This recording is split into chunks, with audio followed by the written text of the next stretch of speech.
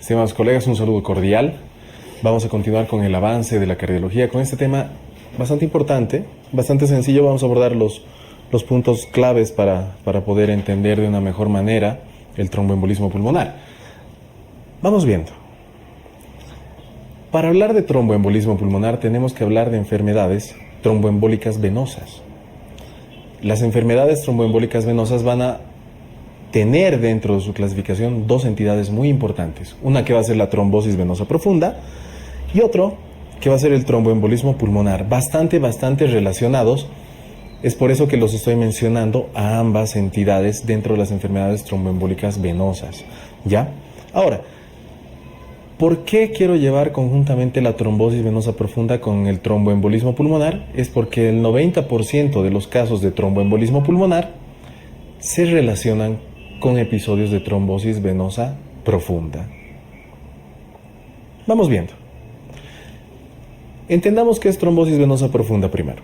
La trombosis venosa profunda va a ser la formación de un coágulo, de un trombo en el sistema venoso profundo, que va a producir una triada bastante clásica que es la de Virchow. Esta triada se caracteriza por éstasis, que se va a producir ese éstasis en el lugar donde se está produciendo el trastorno. En todo este sector, por ejemplo, en el miembro derecho inferior podemos observar en esta imagen, hay un estado de hipercoagulabilidad sistémica o puede ser localizada, como podemos ver acá, y pues la formación de ese trombo, donde es más frecuente en los miembros inferiores. Ahora, como dato, la trombosis venosa profunda generalmente comienza en la pantorrilla, a nivel de las pantorrillas, pero mientras más proximal es, o sea, mientras más va subiendo, tiene una actividad trombogénica mayor, quiere decir que tiene mayor facilidad de ir formando trombos. Mientras que el tromboembolismo pulmonar va a ser un trombo, un émbolo, que ha llegado hasta el sistema circulatorio de los pulmones y que está alterando todo ese funcionamiento del intercambio gaseoso. Y ahí sí podemos relacionar estas dos entidades, se dan cuenta. Trombosis venosa profunda, ha habido éstasis, ha habido la formación de un coágulo en los miembros inferiores y con seguridad estos coágulos, las 2 primeras semanas son bastante lábiles, se pueden desprender con mucha facilidad. Por el retorno venoso han llegado a la vena cava inferior, al lado derecho del corazón, a la aurícula derecha, al ventrículo derecho, y pues de ahí, mediante la arteria pulmonar, van a llegar al sistema circulatorio de los pulmones y por ende van a causar una obstrucción en este sistema, ¿no? Y como concepto, pues el tromboembolismo pulmonar podemos mencionar que es la oclusión o taponamiento de una parte de todo ese territorio vascular de los pulmones. Vamos viendo la fisiopatología. La trombosis venosa profunda, daño endotelial. Cuando se daña el endotelio, esa capita que está recubriendo los vasos sanguíneos, tienden a pegarse plaquetas a otros elementos de la circulación.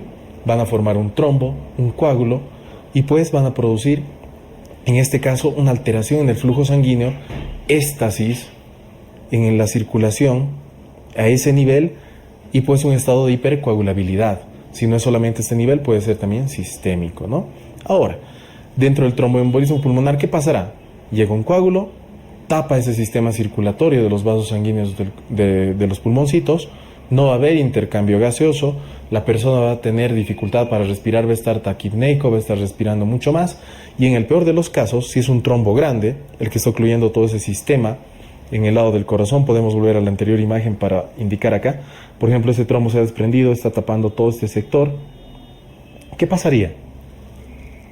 Pues el lado derecho del corazón sufre, ¿no? Porque el lado derecho sabemos que es el que bombea sangre hacia los pulmones, pero está bombeando contra un vaso que está tapado.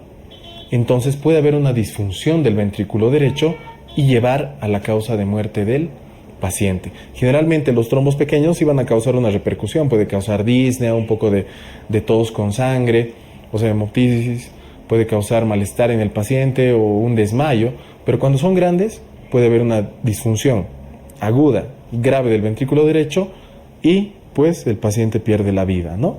Ahora, no nos olvidemos, trombosis venosa profunda, formación de un trombo en el sistema circulatorio venoso profundo, sobre todo de los miembros inferiores, como resumen. Este sistema venoso va a producir un estado de daño endotelial, formación de un coágulo, éstasis e hipercoagulabilidad. Eso por trombosis venosa profunda. Tromboembolismo pulmonar es un trombo, un coágulo que ha llegado al sistema circulatorio de los pulmones, está obstruyendo esa circulación, va a causar una alteración en el intercambio gaseoso, el paciente va a estar taquipneico y puede haber una disfunción del ventrículo derecho, que es la principal causa de muerte en caso de pacientes con tromboembolismo pulmonar. Como podemos ver, es bastante sencillo entender la diferencia entre trombosis venosa profunda y tromboembolismo pulmonar. Y no nos olvidemos que el tromboembolismo pulmonar, el 90% de los casos, se relacionan con episodios de trombosis venosa profunda. Ahora, para diagnosticar la trombosis venosa profunda, pues es bastante sencillo. Vamos a ver que un miembro va a estar edematizado. Generalmente es unilateral el edema, el enrojecimiento, el dolor de un miembro. Como habíamos mencionado, la mayor parte son los miembros inferiores. En el caso de que sea bilateral, una trombosis profunda de características en ambos miembros, tenemos que sospechar en dos entidades. Una, que va a ser una neoplasia maligna, o sea, vamos a sospechar tanto de cáncer como de estados de hipercoagulabilidad exagerados, que en un momento los vamos a mencionar, ¿ya? Ahora, el diagnóstico, obviamente, un miembro que tiene mala circulación va a repercutir en la clínica del paciente. El paciente va a sentir dolor.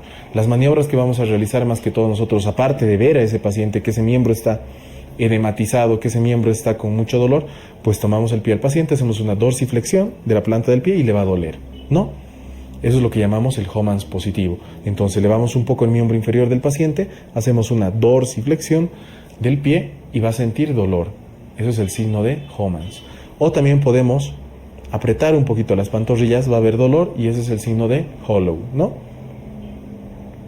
Ahora, la clínica del tromboembolismo pulmonar, como les había mencionado, puede ser un paciente que está caminando completamente normal, se le ha desprendido un trombo, ha llegado al sistema circulatorio y ¿qué va a tener? Alteración de la ventilación. Entonces, ¿qué va a pasar con el cuerpo? Pues por reflejo va a empezar a respirar más rápido este paciente. Va a estar taquipneico, va a estar agitado, va a estar mal. Puede llegar a toser, como ha habido infarto en pequeñas zonitas de los alvéolos, puede toser con un poquitito de sangre. O se puede desmayar el paciente directamente. Y en el peor de los casos, si es un trombo grande, como les había mencionado, el lado derecho del corazón sufre, bombea contra una arteria que está tapada y pues el paciente puede llegar a perder la vida, ¿no? Por fallo ventricular derecho. Diagnóstico. Tenemos que sospechar si hay un estado de hipercoagulabilidad, o sea, se está formando un, bueno, no siempre de hipercoagulabilidad, pero se ha formado un coágulo, se ha formado un trombo. ¿Qué va a hacer el cuerpo? Va a tratar de disolverlo, ¿no?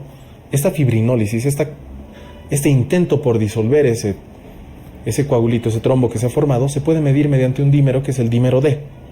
Y los dímeros D, por eso pedimos en laboratorio, mayores a 500 son bastante sugestivos de fibrinólisis, de que el cuerpo, que la sangre está tratando de disolver estos coágulos.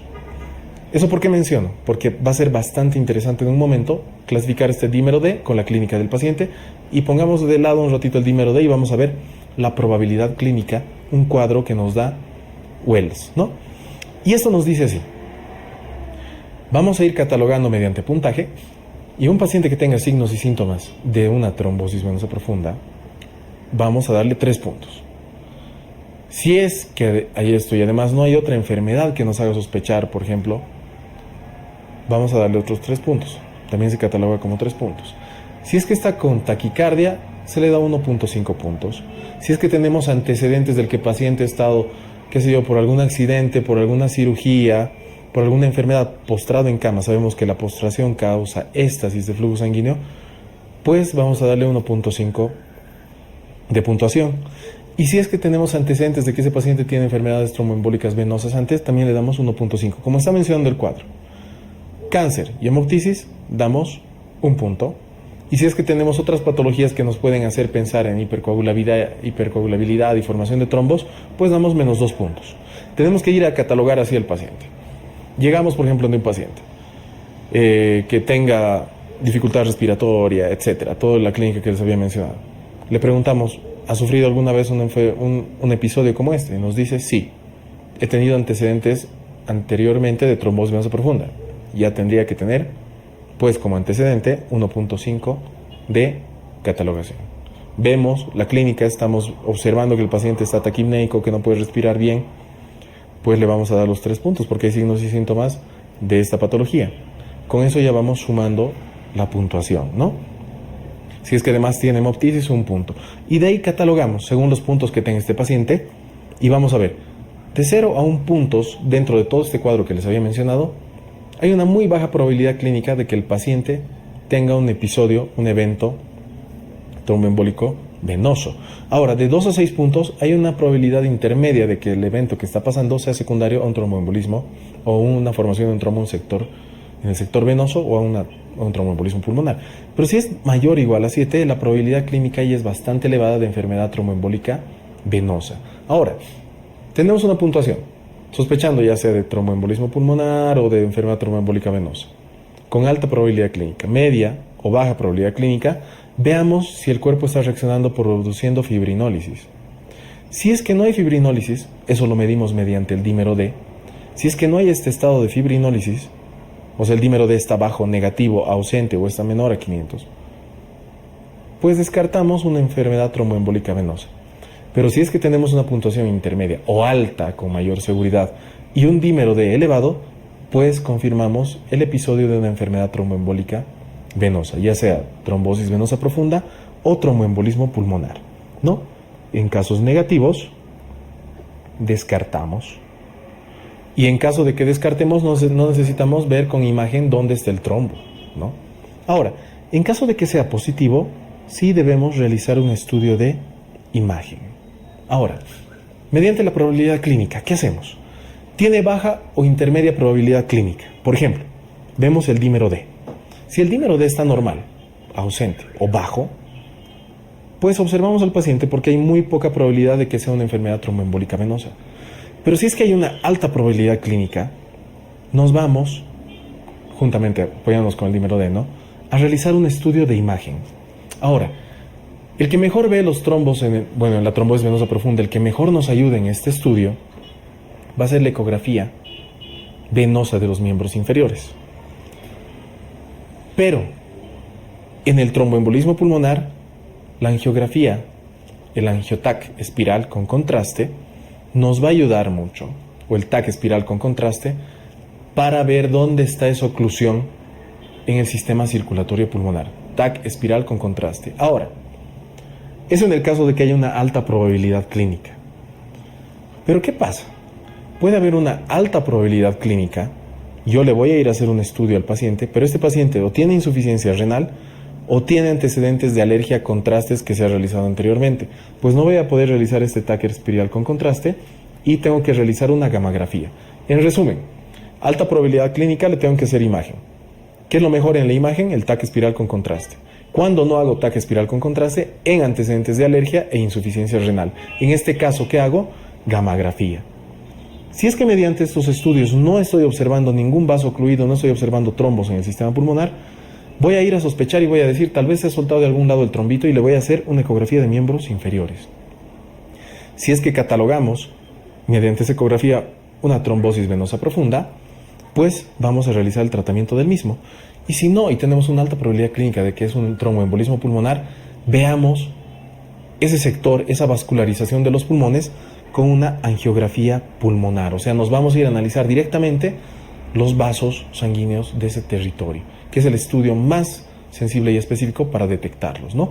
Pero no nos olvidemos, baja probabilidad, dímero D negativo, observamos porque puede ser otra cosa. Si es que es alta, hay una probabilidad clínica alta, dímero D positivo, estudio de imagen. ¿Qué es el mejor estudio de imagen? TAC espiral con contraste. No puedes realizar en alergia o insuficiencia renal. ¿Qué hago? Gamografía. No evidencio nada, veré los miembros inferiores. Si es una trombosis venosa profunda, la trato. Y si no, y tengo una alta probabilidad clínica y mucha sospecha de que este paciente tenga un tromboembolismo pulmonar, pues una angiografía pulmonar para estudiar a detalle los vasos sanguíneos y dilucidar en qué estamos. Tratamiento. Lo he resumido bastante el tratamiento de cara al examen y además de forma didáctica para que tratemos tanto una trombosis venosa profunda como un tromboembolismo pulmonar. Trombosis venosa profunda. ¿Cuándo se trata? En las 2 primeras semanas, en el cuadro agudo, porque ahí el coágulo, el trombo es bastante lábil, se puede desprender y puede ir a formar un tromboembolismo pulmonar o puede causar pues mayor éstasis o taponamiento en cualquier otro sector vascular en los miembros inferiores o donde llegue el trombo. Se trata en las 2 primeras semanas. Después de la segunda semana de un cuadro de trombosis venosa profunda, hay muy poca probabilidad de que coágulo o trombo se vaya a desprender, ¿ya? Pero el tratamiento es realizar un vendaje, ¿no? Si es que hay éstasis, o sea, el flujo sanguíneo no está circulando bien, pues le voy a apretar, le voy a poner una venda elástica. Ponemos una venda elástica desde los pies hasta más o menos la parte media de los muslos. Y el paciente tiene que estar en una posición de Trendelenburg, ¿no? Un poquitito, no echado completamente, sino un poquitito sentado. Ahora, ¿qué hacemos? Si el paciente está internado, vamos a tratar con heparina no fraccionada, hasta conseguir un tiempo parcial de tromboplastina de 45, 46, 85 segundos. Y luego vamos a dar anticoagulantes. O también podemos dar, si es que el paciente está siendo tratado de forma ambulatoria, anticoagulantes o enoxaparina, o también los modernos que ahora tenemos, ¿no? El Rivaroxaban, Dabigatran, etc. Ahora, luego, hemos empezado el tratamiento. Si el paciente está internado y hemos empezado heparina, pues después de 3 días le vamos a iniciar ya sea warfarina o acenocumarol hasta conseguir un INR de 2 a 3 de los valores normales. Resumen, paciente internado, heparina no fraccionada. ¿Qué voy a buscar? Un tiempo de tromboplastina de 46-85 segundos. Después de 3 días, ¿qué le doy? Warfarina o acenocumarol, hasta tener un INR de 2 a 3. Paciente tratado ambulatoriamente, que el paciente está bien, está estable, no tiene mucha clínica, le mandamos a su casa, ¿qué le vamos a dar? Anticoagulantes orales, enoxaparina o los nuevos, como ser Rivaroxaban o Dabigatran. Ahora, el tromboembolismo pulmonar es algo más serio. El paciente no está respirando bien, ese trombo puede causar repercusión sobre el ventrículo derecho y matar al paciente. ¿Qué necesito? Disolver el trombo. ¿Cómo lo vamos a hacer? Si es que está hemodinámicamente inestable, este paciente es inestable, vamos a darle heparina no fraccionada y fibrinolíticos, la uroquinasa o la streptoquinasa, ¿no? Son esos que disuelven el coágulo en los pulmones. Paciente no estable, heparina no fraccionada y a esto sumamos fibrinolíticos, uroquinasa o streptoquinasa. Hasta ahí estamos. Si el paciente está estable, le vamos a dar heparina de bajo peso molecular, ¿ya? Ahora, eso en pacientes estables, el coágulo se va a ir disolviendo. Pero si necesitamos disolverlo ya sabemos, heparina no fraccionada y fibrinolíticos. En paciente estable, heparina de bajo peso molecular. Puede haber casos que tiene un TEP, se recupera, tiene otro TEP, se recupera, tiene otro TEP, se está recuperando. O sea que son TEPs recurrentes. ¿Qué vamos a utilizar? Un filtro de vena cava. Son filtros, son como mallitas que se colocan en la vena cava para ir pues agarrando esos coágulos, esos trombos que estén desprendiendo de los miembros inferiores y no les permitan pasar a la circulación pulmonar. Esto también se puede dar en caso de que el paciente esté contraindicado para recibir tanto fibrinolíticos o en el caso de la heparina. Ahora, tromboendarterectomía, obviamente sacar el trombo, ese mismo rato, si es que no podemos utilizar algún medicamento o algo, se puede dar en caso de hipertensión pulmonar, ¿no? Con eso hemos acabado el tema de tromboembolismo pulmonar, que lo estamos englobando dentro de las enfermedades tromboembólicas venosas, junto al tema de trombosis venosa profunda. Espero que haya sido de tu agrado, que haya dilucidado muchas dudas, y esa es la manera de abarcarla, ¿no? Catalogar esta patología dentro de la enfermedad tromboembólica venosa, ver la signo-sintomatología más importante y cómo tratar al paciente en caso de que esté estable o esté inestable. Nos vemos en un segundo tema.